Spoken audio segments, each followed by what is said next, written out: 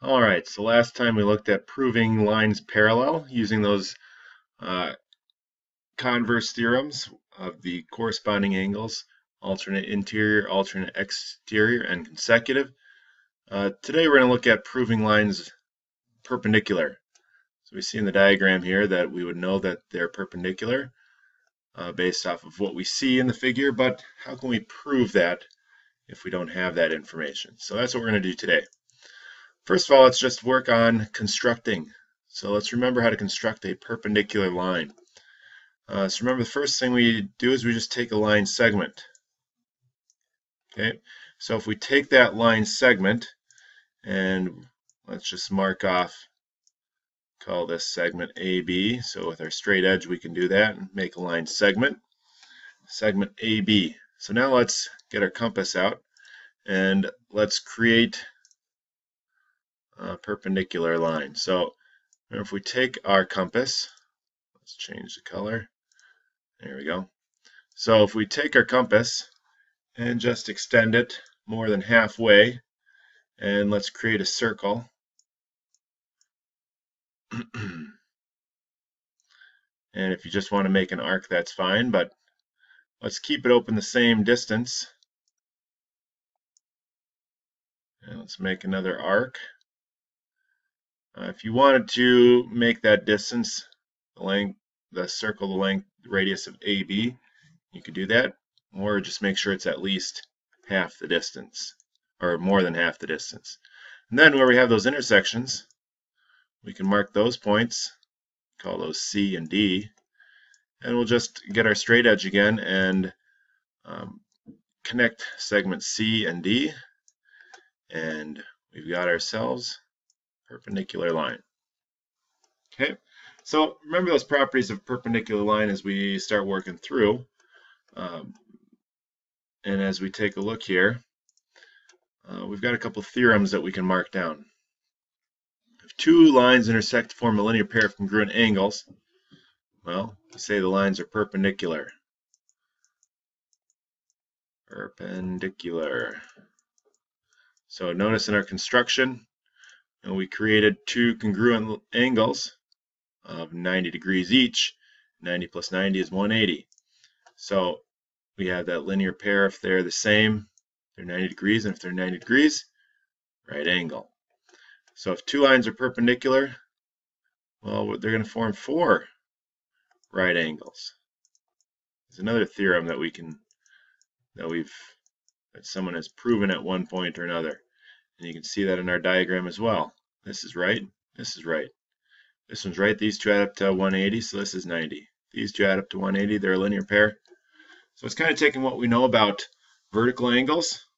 These are congruent, linear pair. These have to be both 90. So, it kind of just works out logically.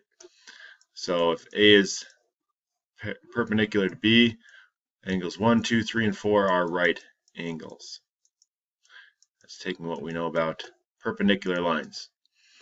So the diagram at right angle, or segment AB, is perpendicular to segment BC. What can we conclude about 1 and 2? Well, angle 1 is congruent to angle 2, and angle 1 and angle 2 are both right angles. They're both 90 degrees. Okay, let's take a look at another theorem. Two sides of two adjacent acute angles are perpendicular. What do we know about the angles? Well, the angles have to be acute. Because this is 90 degrees, these two have to be less than 90 degrees. And if they're acute, then we can go one step further. These two angles, 1 and 2, are complementary. So let's not put acute down there. Sorry. Let's say that they are complementary. I'm already told that they're acute. It's kind of obvious. But the two angles 1 and 2 have to be complementary because they add up to this right angle. So ray BA and ray BC are perpendicular, so 1 and 2 are complementary. And by themselves, 1 and 2 would be acute, complementary. Okay, Can't spell either. All right, moving along. So let's prove that theorem. If two sides of two adjacent acute angles are perpendicular, the angles are complementary. So what do we know? ED perpendicular to EF. We want to prove these two are complementary. So first and foremost, what's our given information? ED is perpendicular to EF. And if we know that information, what do we know about the angle? Well, DEF is a right angle. Its perpendicular lines form right angles. So we can say, well, perpendicular lines intersect to form 4 right angles. That was that theorem that we looked at before. You don't need to worry that it's theorem 3.9.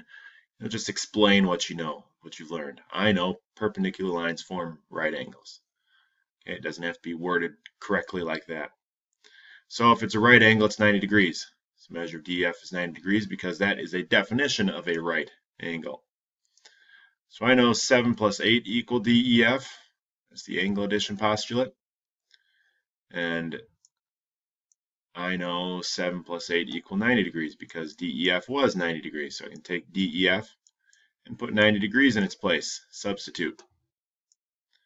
And so if they equal 90 degrees, they must be complementary. We should always finish with our proof statement. How do I know they're complementary? Well, that's the definition of complementary angles. I've learned that before. Complementary angles have a sum of 90 degrees. Learned that in Unit 1. So just write down that's the definition that I know. So a couple more theorems. Take a look at the perpendicular transversal theorem. So if a transversal is perpendicular to one of two parallel lines, well, what would have to be true of the other one? Well, if this is 90 degrees, it's corresponding angle to this one, which would have to be 90 degrees as well. So it has to be perpendicular to the other one. So all these theorems, you just take what you've learned and apply it all. You know what they all mean. You don't have to memorize the theorem. Just take what you know. These lines are parallel. It's perpendicular to this one. It's got to be perpendicular to the other one. Now, lines perpendicular to a transversal theorem. In a plane, if two lines are perpendicular to the same line, this would be like the converse, the corresponding angles theorem. Corresponding angles are congruent, therefore lines are parallel. So they'd be parallel to each other. Okay, just using different terminology. Instead of saying the angles are congruent, we're saying they're both perpendicular to the same lines. Perpendicular means right angles. Right angles are 90. 90-degree angles are congruent. So lines have to be parallel. Okay, just use your logic. You'll figure all this out. So determine which lines, if any, must be parallel in the diagram. So take a moment, pause, and be ready to explain. Although I really can't hear you, so explain to yourself or your dog or your cat, bird, brother, sister, I don't care.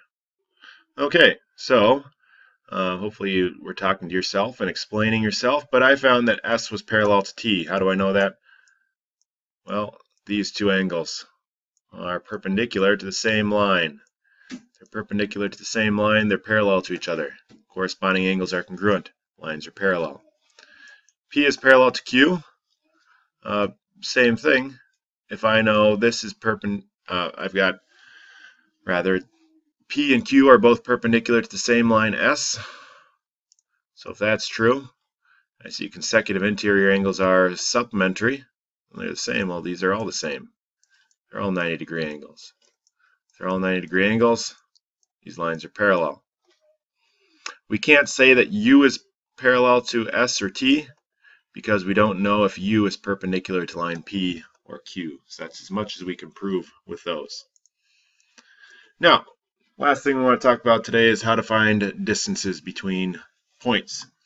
Well, the shortest distance from a point to a line. Well, I could draw all these lines here, but which one is the shortest? This one. What's true about it? It's perpendicular.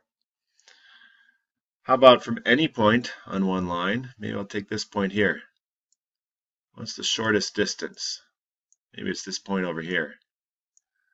Well, no matter where I go, the shortest distance is going to be any point perpendicular on one line to the other one. So let's apply that. So in this case, we've got this sculpture of chairs. Pretty cool sculpture. Wish I had one of those in my backyard. We have the units put on a coordinate plane for us to make things a little bit easier. We have line PR, that part of the chair, and we want to find the approximate length of SR. So what is true about those two lines? And if we want to find the distance, these would have to be perpendicular. So let's look at the slope of the lines and figure out if they are perpendicular. So slope of PR. Well, slope is rise over run, so the difference of the y's and the difference of the x.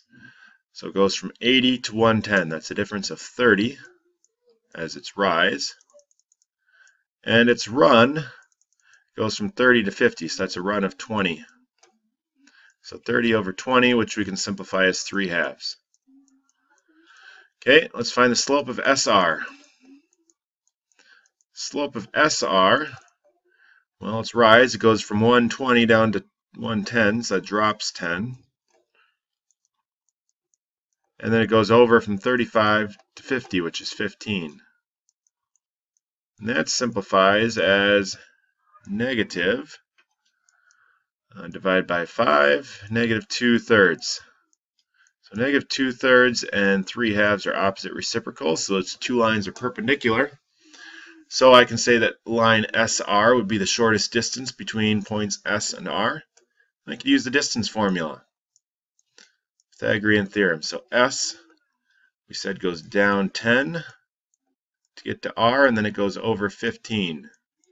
So we can use Pythagorean theorem, so negative 10 squared plus 15 squared to equal C squared, where C is this length of SR. 10 squared, negative 10 squared is 100. 15 squared is 225. That equals C squared. 100 plus 225 is 325. And that equals C squared. So now to find C, we just take the square root of 325. And that'll give us our distance.